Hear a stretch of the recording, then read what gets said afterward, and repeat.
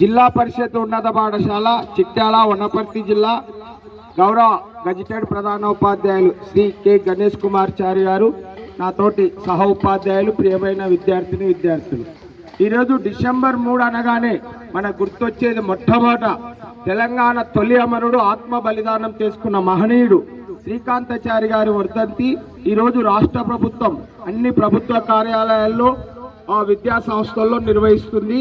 శ్రీకాంతాచారి అనగానే మనకు తెలంగాణ మలిదశ పోరాటంలో ఎల్బీ నగర్ చౌరస్తాలో పెట్రోల్ పోసుకొని కాల్చుకున్న మహనీయుడు శ్రీకాంతాచారి.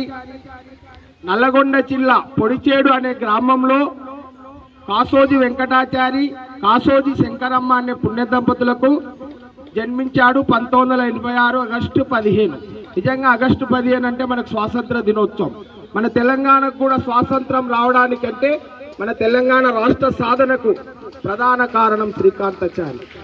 ఆయన ఆ రోజు అప్పటి టిఆర్ఎస్ పార్టీ వ్యవస్థాపకుడు శ్రీ కేసీఆర్ గారు ఆమరణ నిరాదీక్ష చేస్తుంటే అప్పటి ప్రభుత్వం అరెస్టు చేస్తే వెంటనే శ్రీకాంతాచారి ఎల్బీ నగర్ చౌరస్తాలో అంబేద్కర్ గారి సాక్షిగా, విగ్రహం సాక్షిగా తన ఒంటిపై పెట్రోల్ పోసుకొని జై తెలంగాణ అంటూ నినాదాలు ఇచ్చాడు. అదంతా సోషల్ మీడియా డైరెక్ట్ లవ్ చేస్తే తెలంగాణ ప్రజల్లో ఆవేశాలు పెళ్ళుబికిన ఉవ్వెత్తున ఇతడు తెలంగాణ కొరకు ఆత్మ బలిదానం చేసుకుంటున్నాడని ఆ విధంగా అతన్ని మొట్టమొదట కామినేని యశోద ఉస్మానియా ఆసుపత్రులకు చేర్చి నవంబర్ 29, 2009 కాల్చుకుంటే ఆయన చివరిగా 5 రోజులు మృత్యువుతో పోరాడి అపోలో ఆసుపత్రిలో డిసెంబర్ 3న మరణిస్తూ కూడా నా మరణంతో తెలంగాణ రావాలి, జై తెలంగాణ అంటూ మరణించాడు. కనుక ఈరోజు మనం తెలంగాణ రాష్ట్రంలో సుభిక్షంగా దివసిస్తున్నామంటే ఎందరో మహనీయులు ఆత్మార్పణ చేసుకున్న తొలి అమరుడు శ్రీకాంతాచారి. కనుక మనం ఆయన ఆత్మ బలిదానాలను స్ఫూర్తిగా తీసుకొని